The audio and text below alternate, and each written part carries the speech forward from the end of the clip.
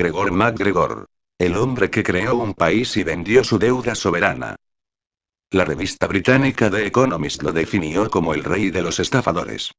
Y no es para menos, porque el escocés Gregor MacGregor se inventó un país ficticio en Centroamérica, le puso un nombre ficticio, Pollais, y perpetró una estafa con sus bonos de 1,3 millones de libras a principios del siglo XIX, el equivalente a unos 3.600 millones de hoy. MacGregor era un militar escocés de prestigio, perteneciente al clan Gregor, cuyo miembro más insigne fue Rob Roy, el Robin Hood escocés, inmortalizado por Liam Neeson en una película con el mismo nombre.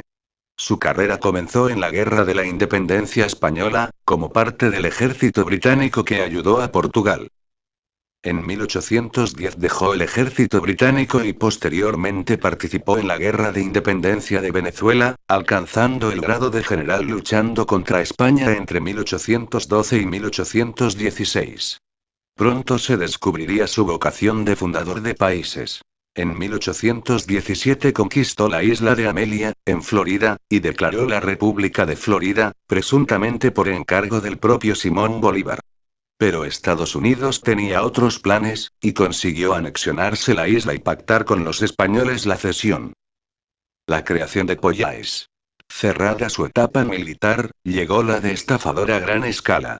A su vuelta al Reino Unido en 1821, proclamó que el Jorge Federico Augusto, rey de los Misquitos, en la costa de lo que hoy es Honduras, le había nombrado cacique de Pollais, un territorio mayor que el de Gales, presuntamente rico en recursos naturales pero sin desarrollar.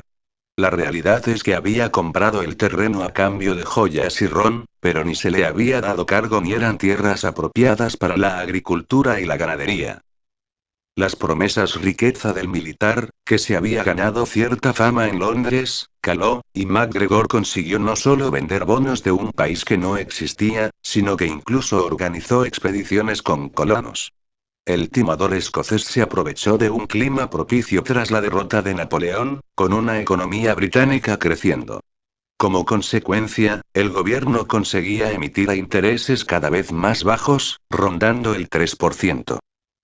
Como suele pasar, los inversores comenzaron a buscar otras opciones con mayores rentabilidades. Primero sus ojos se dirigieron al papel de países como Rusia, Prusia o Dinamarca, con buenas calificaciones crediticias y rendimientos del 5%. Otros se dedicaron a invertir en minas, pero había una nueva inversión muy atractiva: todos aquellos países que surgieron del colapso del Imperio Español. Y de esa nueva moda se aprovechó MacGregor, colocando en 1822 unos bonos de Pollais con rendimientos del 6%, alrededor del doble de lo que ofrecían los británicos y similar al que ofrecían países como México, Perú, Chile o Colombia. Aunque no existía ningún registro del país, las promesas hicieron su efecto, ayudadas por una campaña de publicidad enorme, que incluyó anuncios en prensa, panfletos, libros e incluso una canción que comenzó a sonar por las calles de Londres, Edimburgo y Glasgow. En busca de colonos para su país. MacGregor prometió de todo a sus inversores. Los nativos no solo eran pacíficos y amables, sino que amaban a los británicos, tal y como recordaba en su día The Economist. La situación geográfica del nuevo país era inmejorable y su tierra era muy fértil, con facilidad para cultivar tabaco y azúcar. Había abundante agua. Oro. Incluso las cosechas de maíz se recolectaban 3 veces al año, cuando en el resto del mundo conseguir 2 ya es muy bueno. Creó su propia moneda, el dólar de Pollais, una bandera, himno, y un mapa detallado y falso. Pero el fraude no se quedó ahí.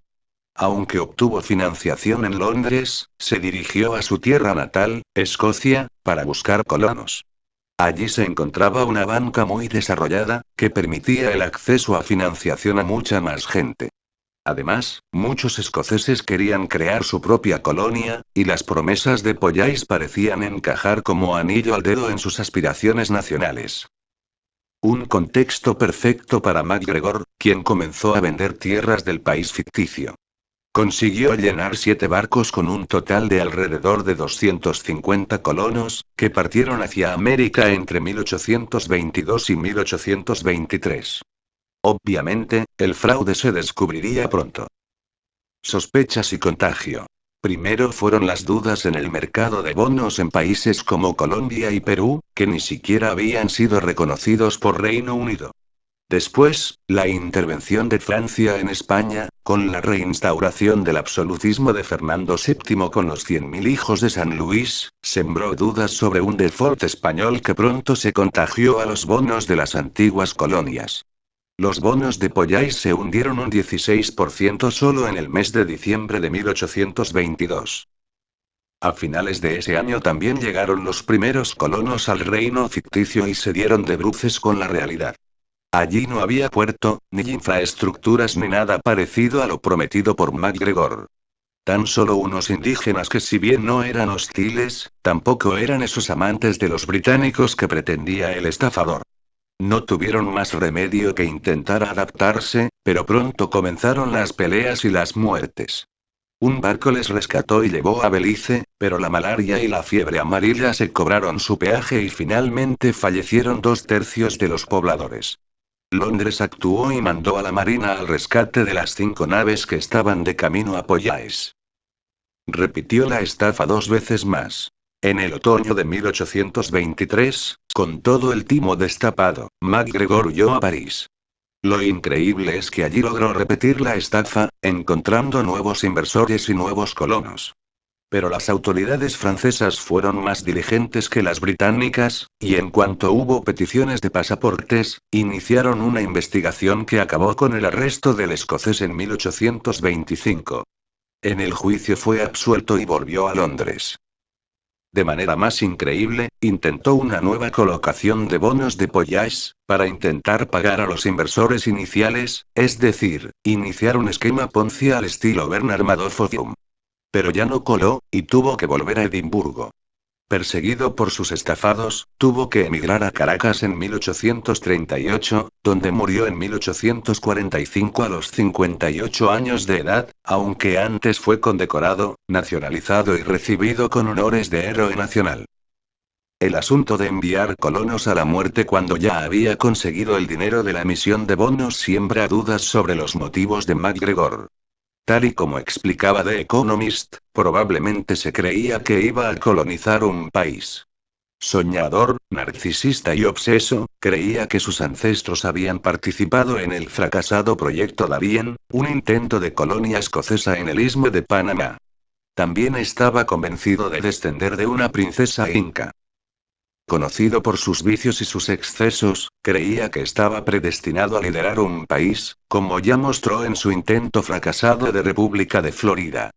Probablemente, MacGregor se creía su propio fraude, aunque no tuvo reparos en estafar y mandar a la tumba a numerosos compatriotas.